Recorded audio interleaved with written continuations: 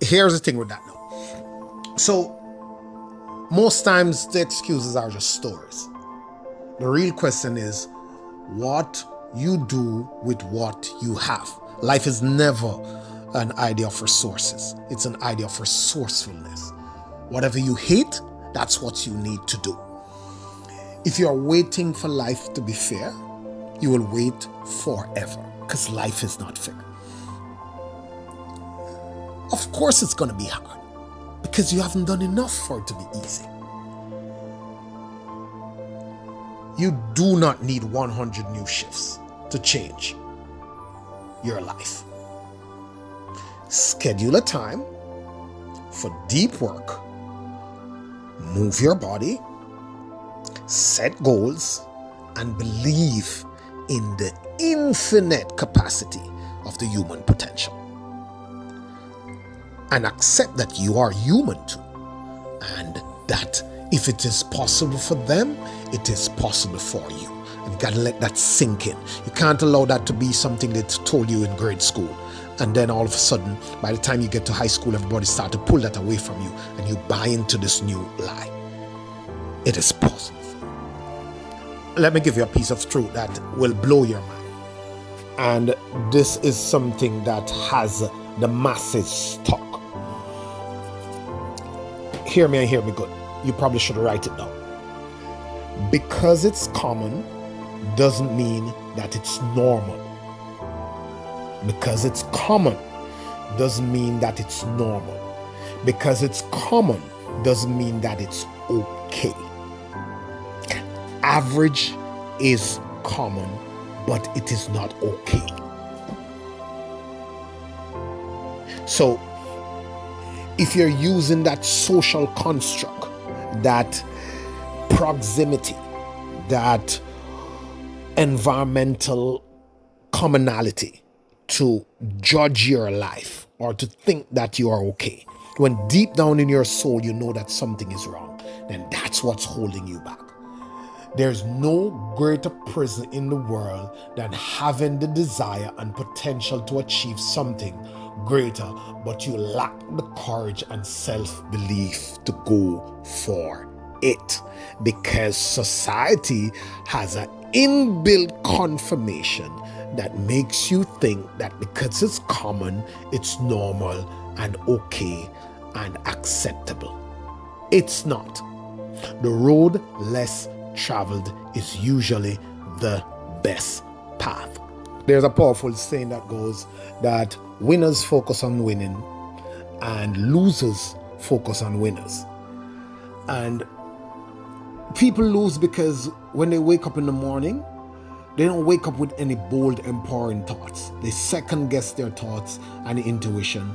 And the only thing they're hardliner on is their silly predispositions. Oh, I'm the person who just don't take nonsense from people. Oh, if he cut me off, I'm going to give it to him. Oh, I can't wait for this person to come to me today for me to set them straight. And all these things, oh, I'm just the type of person. And all these things that are petty, all these things that are disempowering, they hold on to it. How you handle your losses when they occur determine how soon you will win. You have to play a role in your success. If you're losing, if you're failing, you can't be focusing on people, you can't be focusing on the thing, you have to be focusing on you. Because when you change, everything else will change. You have to control the controllables. You have to focus what's in your realm of control. And that's how you shift the narrative. One of the greatest duty that every human being has, who has ambition. I'm talking to the ambitious. Those who think that there is something great and they want something better for their lives, to leave a legacy, to leave something for their bloodline. You must build a tower of awareness in your life. Choose your belief system and live by it, not by others' opinion, or you'll never be happy.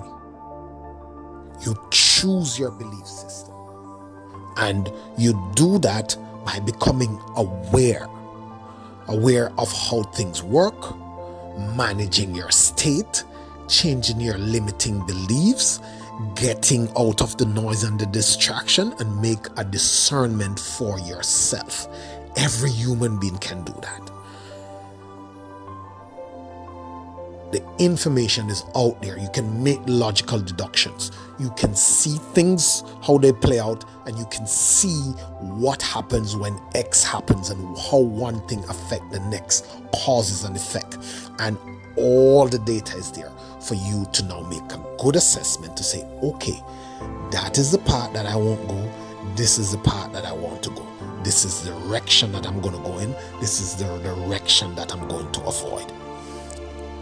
Based on your own assessment, because you have that instincts and you have the faculties to do that, and you have the desires that will open up your intellect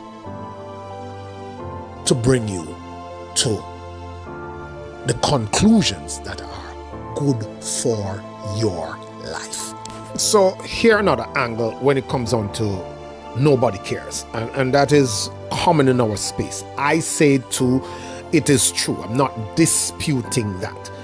When we say that nobody cares, in most cases that is true, but I'll go a little deeper for you so you can understand. I don't like to scratch over the surface. I'm a deep thinker. I like people to understand the depth of what I'm saying, because a lot of times people take things and run with it. What I'm trying to say here, okay, so let's say there are a handful of people who cares, and maybe more than a handful who cares. Your family members, those who know you, those who are around you, your friends, your associates, your relatives. They care, but they don't have enough resources to materialize on that care that they have. So if you're in a bad situation, let's say you're in debt, let's say you need a new car, let's say you need all these stuff, and you can't get to work, and the kids get to school late, and it's stressing you, it's frustrating you, you're getting overweight, and you're getting a high blood pressure, and you're totally going berserk. And you're relaying this to a family member. In most cases, 99.9% of the time, there's no family member who can say, okay, cool, let me just get you a car and you're good. And let me just pay those bills for you and it's okay. And they don't have to flinch doing it. They don't even miss the money. It's like nothing. Most people don't have the resources to do that. They would, but they can't. So in any case, even if people care, most people who care can't do anything about it. So that's where personal responsibility comes in. Most people don't care, and the few who care can't do anything about it. As in a coaching session, a gentleman asks, how do you know that when you have made the right decision? And I'm like, well, you don't have a crystal ball. You don't know. You never know. What you do is, once a decision is made, focus on supporting it, not second guessing it. Once a decision is made, dismiss all worries about the outcome and focus on execution. So you decide and you go. The greatest among us, the people that you look up to, the people that you revere, have messed up. But you won't know until you execute. And for the enlightened person, for the person who have a life committed to reaching their goals, they never lose. They either win, learn, or draw. Win, learn, or break even. You don't lose. You take the lessons and you go further with that lesson, because that lesson might be the deciding factor somewhere down the road. Most of us are just projecting, and that's an uncomfortable truth. We have betrayed ourselves more than anyone else has. We've lied to ourselves so many times. Even your soul stopped believing you. Every time you said, I'll start tomorrow, every time you choose comfort over discipline, you are digging yourself deeper in.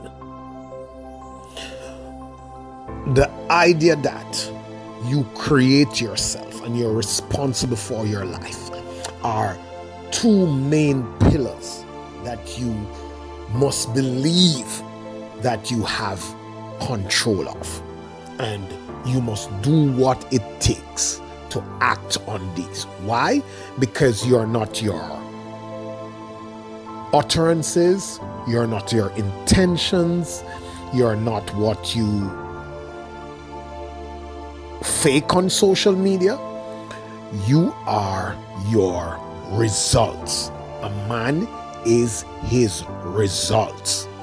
What you have created and manifested and bring to the world by the actions of you have taken is who you are. Full stop, period, end of story. Nothing else. Nobody cares about your intentions. Nobody cares about your utterances. Nobody cares about what you project. What people care about is your results. You don't have to overthink it. And I'm not insecure about my views on money. So money is the main tool of freedom. And freedom is inextricably linked to happiness. Ever wonder why none of those things about money that you can recite is positive? All of them is negative. Money is not all. Money can't buy you happiness. Money is the root of all evil. There's a reason why the negative ones are so popular. Because it is to feed that matrix scam that is being sold and inculcated in you. You must understand that whatever it is that gives you the life you want is good for you. And money inevitably is one of those things. And there's no reason to hate it, because for the most part, most of your life is spent trying to ensure that you secure some. It's not a bad thing. And if you have that bad thing, evil associated with it, and that's exactly the reason why you will not get any. All of it is a choice. And I have this new thing now that's called choose and train. So when those emotions come, you identify them, you acknowledge that they're there, but you choose how you want to show up, and you suffer that feeling of not going with what you are emotionally driven to do, but going with what you have decided to do out of logic and out of the mission that you're on. So I've often said this, that if somebody come into the room and they're afraid of speaking publicly, and you're telling them to go speak, don't be fearful, that doesn't work. You cannot morally persuade somebody or in any way, shape or form tell them to turn off their emotions. What you can do, you can feel those emotions and do it anyway. And that is the argument. Yes, I'm fearful, but is what I want more important than the fear I have? Can I push through it? Will this fear go away? And that is proven to work. The fear dissipates, the edge, the anxiety tapers off as you move towards what you want.